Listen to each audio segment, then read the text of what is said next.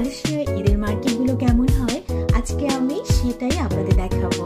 So let's go, দেখে আসি।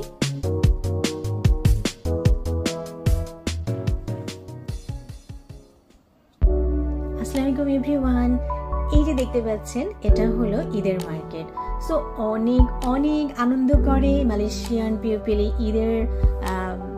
ঈদের আগের কয়েকটা দিনে, কারণ এখানে যে আমরা যে ঈদের মার্কেট পাবো সেটা আসলেই ভাবতে পারিনি। কারণ দেশের বাইরে যারা থাকেন, আমেরিকা বলেন, কানাডায় বলেন, সেখানে আসলে ঈদের আমেজ ততটা নেই, কারণ ওখানে ছুটি বলতেই নেই। বাট মালয়েশিয়াতে ছুটি আছে, বাট একদিন বা দুদিন এই আর কি। বাট এই দুদিনেই সবাই অনেক এনজয় করে। কি ভাবছেন? এই যে ইয়াম্মি ইয়াম্মি খাবার, খুব লোভ লাগছে।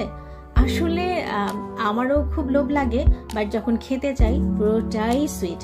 এরা অনেক মিষ্টি লাইক করে এবং প্রতিটাতেই এরা মিষ্টি মিশিয়ে দেয়। আসলে আমাদের দেশের খাবারটা আমরা টক, মিষ্টি, ঝাল এটা মিক্স করে খাই, বাট এরা টকটাতেও মিষ্টি দিয়ে ফেলে, ইভেন কি সল্ট থাকলে সেটাতেও মিষ্টি দেয়। এরা অনেক সুইট লাইক করে। সো দ্যাটস ওয়াই এরা পিপলগুলো অনেক সুইট। এদের কথাবার্তাগুলো আসলে দেখবেন, এদের সঙ্গে মিশে এরা কিন্তু সফটলি কথা বলে। এরা এত ধীরে কথা বলে এবং আস্তে কথা বলে যে আপনি একটু দূরে গেলে শুনতে পাবেন না। তো আসলে মানুষগুলো অনেক ভালো। আলহামদুলিল্লাহ আমার মেশার সুযোগ হয়েছে এদের সাথে, 20 বছরের জার্নি আলহামদুলিল্লাহ। আর এই যে দেখতে পাচ্ছেন এদের স্পেশালি এদের কাপড় চোপড়ি এখানে বেশি বিক্রি করা হয়। তো আমরা আসি অ্যাকচুয়ালি এদের মার্কেটটা দেখার জন্য। আমাদেরও অনেক ভালো লাগে যে একটা মনে হয় যে হ্যাঁ ঈদের একটা আমেজ পাচ্ছি। কারণ বিদেশে থেকে আমরা তো আর আশা করতে পারি না যে আমাদের দেশের মতো জিনিসপত্র পাবো, বাট যা পাই আলহামদুলিল্লাহ অনেক সুন্দর, অনেক ভালো। আর এদের দেশের কাপড় তো ডিফারেন্ট হবেই, এটাই স্বাভাবিক।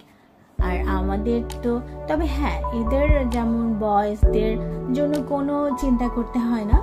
আমরা বেসিক্যালি আমাদের মেয়েরা যারা বাংলাদেশি জামা কাপড় লাইক করি তাদের জন্য একটু ডিফিকাল্ট হয়ে যায়, বাট বিকজ এখানে তেমন আমরা পাই না, বেসিক্যালি মেলাক্কাতে। আর কুয়ালালামপুরে বাংলাদেশি ড্রেস আসে, বাট মেলাক্কাতে নেই। মেলাক্কাতে যে দেখতে পাচ্ছেন হরেক রকম জামা কাপড় সব মালয়েশিয়া। অনেক অনেক ওরা এখন তো জাস্ট অনলি সন্ধ্যা হয়েছে, কিছুক্ষণ পর দেখবেন এত ভিড় হয়ে যায় এখানে। এই যে ছেলেটা বলছে যে একটা নিলে আরেকটা ফ্রি পাবেন, তো আমার ইচ্ছে হচ্ছিল কিন্তু আমার একটা কাপড়ও পছন্দ হয়নি। কি আর করা, নিতে আর ইচ্ছে করলো না। এখানে আসলে স্পেশালি এরা মিনি মার্কেটটা করে হলো একটা বিগ শপের সামনে। আজকেও এখানে যেটা করেছে এটা হলো একটা ব্যাক সাইডে এটা অনেক বড় শপিং মল আছে, সেই শপিং মলের সামনে এরা ঈদের মার্কেটটা করেছে। ঈদ শেষ হয়ে গেলে এই মার্কেট উঠে যাবে। আর মালয়েশিয়ায় একটা মজার ব্যাপার কি, এখানে বাজারকে বলে পাসার মালাম। মালাম মানে রাত আর পাসার মানে বাজার। আর এটা হলো রাতের বাজার, আর দিনের বাজারকে বলে পাসার পাগি। তো এটা সেটা না, এটা হলো স্পেশালি এরা ঈদের মার্কেটটাকেই হাইলাইট করেছে। এখানে কোনো কারণ এরা করেছে হলো জাস্ট ঈদ শেষ হয়ে যাবে এটা উঠে যাবে। আর যেটা এভরিডে পাসার মালাম বসে সেটা সন্ধ্যা থেকে বিকেল থেকে রাত 8টা পর্যন্ত। আর হঠাৎ করে দেখবেন যে রাস্তা ব্লক করে দিয়ে ওরা অনেক বড় পাসার মালাম বসিয়ে ফেলেছে। সো এটা খুব কিউট লাগে আমার কাছে, যেখানে ওরা ব্লক করলেও ডিফারেন্ট ভাবে আমরা চলে যেতে পারি, এখানে কোনো অসুবিধাই হয় না।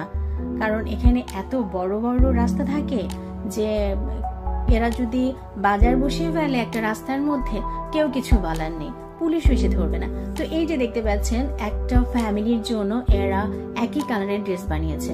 তো আমি ভাবলাম যে ঠিক আছে, এটা ফাদার, এটা মাদার, আর এটা হলো বেবি। তো তার পাশেরটা কি আপনারাই বলে ফেলেন, তার পাশেরটা কে হতে পারে? সো একটু মজা করলাম আর কি আর করা। আর আমি দেখালাম যে এখানে মালয়েশিয়ার মার্কেটগুলো কেমন হয়। তো আপনারা জানাবেন প্লিজ, দেখে কার কার ভালো লাগলো এই মার্কেটটা দেখে। তো ভালো থাকবেন সবাই, এবং আমার যদি ভিডিওগুলো আপনাদের ভালো লেগে থাকে please like, comments and share করবেন।